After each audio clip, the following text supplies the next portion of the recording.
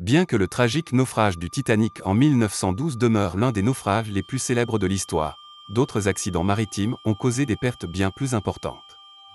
Ces accidents ont été provoqués par divers facteurs, tels que la guerre, les catastrophes naturelles, les défaillances techniques et les erreurs humaines, et ont entraîné la perte de milliers de vies. Voici un examen détaillé des naufrages qui peuvent être considérés comme plus graves que celui du Titanic. Le naufrage de l'Essex. Au début du XIXe siècle, la chasse à la baleine était considérée comme une activité économique importante dans le monde maritime. Cependant, cette industrie n'était pas seulement rentable, elle était aussi marquée par des tragédies. L'une de ces tragédies est l'histoire du baleinier Essex en 1820. Cet événement a marqué non seulement l'histoire maritime, mais aussi la littérature, en inspirant Herman Melville pour son célèbre ouvrage Moby Dick. L'Essex était un baleinier de 27 mètres de long, construit en 1799. En 1820, il quitte Nantucket, dans le Massachusetts, pour rejoindre l'océan Pacifique avec un équipage de 20 hommes sous le commandement du capitaine George Pollard Jr. L'objectif était de collecter de l'huile de baleine et de vendre ce précieux produit. Cependant, cette expédition de chasse à la baleine était loin d'être ordinaire. Le 15 novembre 1820, alors qu'ils chassaient dans le sud de l'océan Pacifique, les membres de l'équipage rencontrent un énorme cachalot. La baleine, un mâle géant mesurant environ 26 mètres, devint soudainement agressive et perça la proue du navire, causant d'importants dégâts. L'attaque ne s'arrête pas là. Au bout d'un moment, la baleine fit demi-tour et frappa à nouveau le navire, coulant cette fois l'Essex avec une force encore plus grande. Il s'agit d'un événement rare dans l'histoire maritime. Il existe peu d'exemples d'attaques de navires par des baleines, et une attaque d'une telle ampleur ne s'était jamais produite auparavant. L'équipage se rendit rapidement compte que le navire était en train de couler et abandonna précipitamment le navire, montant à bord de 3 canots de sauvetage. Échoués en pleine mer, avec peu de nourriture et d'eau, ils n'avaient aucune terre en vue. Ils dérivèrent pendant des mois, luttant pour survivre, affrontant des épreuves physiques et psychologiques insupportables. Au total, l'équipage de l'Essex tenta de survivre dans l'océan pendant 93 jours. En février 1821, les derniers survivants furent finalement secourus. Sur les 20 hommes présents dans les canots de sauvetage, seuls 8 survécurent. Les autres moururent de faim ou eurent recours au cannibalisme pour tenter de rester en vie. La tragédie de l'USS Indianapolis. La Seconde Guerre mondiale est marquée par de nombreuses histoires d'héroïsme et de tragédies dans l'histoire navale. Parmi celles-ci, la tragédie de l'USS Indianapolis est l'une des plus inoubliables, marquée par la lutte pour la survie, les pertes immenses et la négligence. Cette tragédie est considérée comme l'une des plus grandes catastrophes navales de l'histoire de la marine américaine, mais aussi de l'histoire de l'humanité.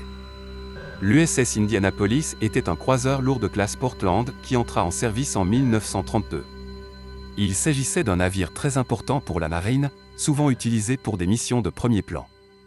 Pendant la Seconde Guerre mondiale, il participa à de nombreuses missions importantes dans le Pacifique et transporta des personnalités de haut rang, telles que le général Douglas MacArthur. Cependant, vers la fin de la guerre, l'Indianapolis se vit confier une mission critique. En juillet 1945, il reçut une tâche top secrète dans le cadre du projet Manhattan, le programme américain de développement de la bombe atomique. Le navire était chargé de transporter les composants de la bombe atomique Little Boy jusqu'à l'île de Tinian, en préparation du bombardement d'Hiroshima, au Japon.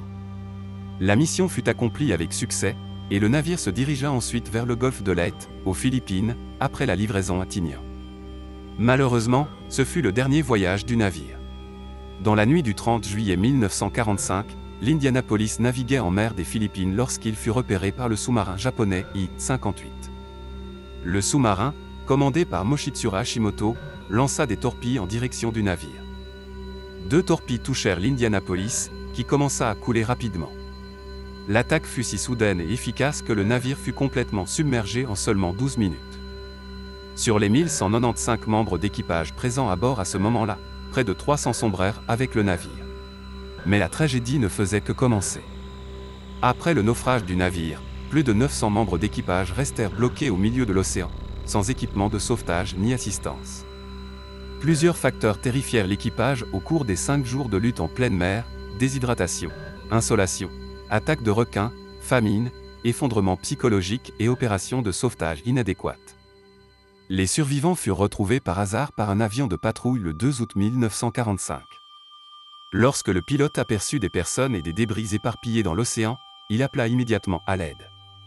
Des navires de sauvetage arrivèrent rapidement et 316 personnes furent sauvées.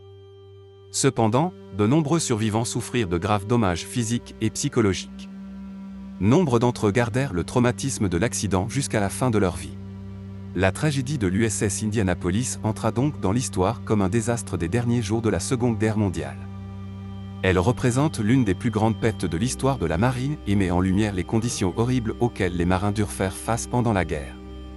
En 2017, l'épave de l'USS Indianapolis fut retrouvée dans l'océan Pacifique, marquant une étape importante dans la préservation de la mémoire du navire. Cette tragédie témoigne de la résilience humaine et de la lutte pour la survie en mer. Alors que les survivants portèrent toute leur vie la douleur et le traumatisme de cet événement, leur histoire reste gravée dans la mémoire d'une nation et d'une génération. L'épave du SS Central America. Le SS Central America a été le théâtre de l'un des accidents maritimes les plus importants de l'histoire américaine au XIXe siècle. Connu sous le nom de « navire d'or », ce bateau à vapeur a marqué l'histoire maritime non seulement par les tonnes d'or qu'il transportait, mais aussi par la tragédie qui a coûté la vie à des centaines de personnes. L'incident de 1857 n'a pas seulement été une catastrophe maritime, mais aussi le déclencheur d'un effondrement économique. Le SS Central America quitta Panama le 3 septembre 1857, transportant de l'or de San Francisco à New York. Sa cargaison, estimée entre 13 et 15 tonnes, se composait de lingots d'or et de poudre d'or. Il y avait environ 578 personnes à bord, dont l'équipage et de nombreux passagers fortunés revenant de l'exploitation des mines d'or. Le 12 septembre 1857, le navire fut pris dans un ouragan majeur au large de la côte sud-est des États-Unis. L'ouragan rendit le navire incontrôlable, et les vents violents, les vagues et les pluies incessantes endommagèrent gravement ses composants mécaniques. Lorsque les machines à vapeur commencèrent à prendre l'eau, l'équipage tenta de la drainer, mais le système de pompage était inadéquat. Le navire se retrouva bientôt menacé de couler. L'équipage et les passagers commencèrent à utiliser des pompes à main pour tenter d'évacuer l'eau, mais la situation s'aggrava à mesure que l'ouragan se renforçait. Les moteurs s'arrêtèrent complètement lorsque la chaufferie du navire se remplit d'eau, le rendant vulnérable aux vagues. De nombreux passagers abandonnèrent le navire et tentèrent de rejoindre les canaux de sauvetage. Cependant, le nombre de canaux à bord était insuffisant, et de nombreuses personnes durent attendre, impuissantes, au milieu de l'océan. L'absence d'équipement de sauvetage moderne à l'époque augmenta le nombre de victimes. Le navire coula complètement dans la nuit du 12 au 13 septembre. Environ 425 personnes périrent avec le navire, et seules 153 personnes furent secourues par des navires proches. Un navire marchand, le Marine, joua un rôle crucial dans la recherche et le sauvetage des survivants. Cependant, les opérations de sauvetage furent fortement retardées en raison de la violence de l'ouragan. L'épave du SS Central America resta perdue au fond de la mer pendant 130 ans.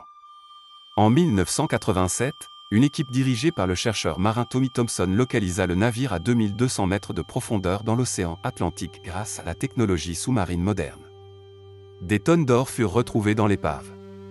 L'or et d'autres objets de valeur furent récupérés et la plupart d'entre eux furent vendus aux enchères. Nous sommes arrivés à la fin de notre vidéo, où nous avons parlé des plus grands naufrages de l'histoire, qui sont plus importants que celui du Titanic. Lequel de ces accidents vous a le plus surpris? N'oubliez pas de partager vos réponses et vos opinions dans la section des commentaires.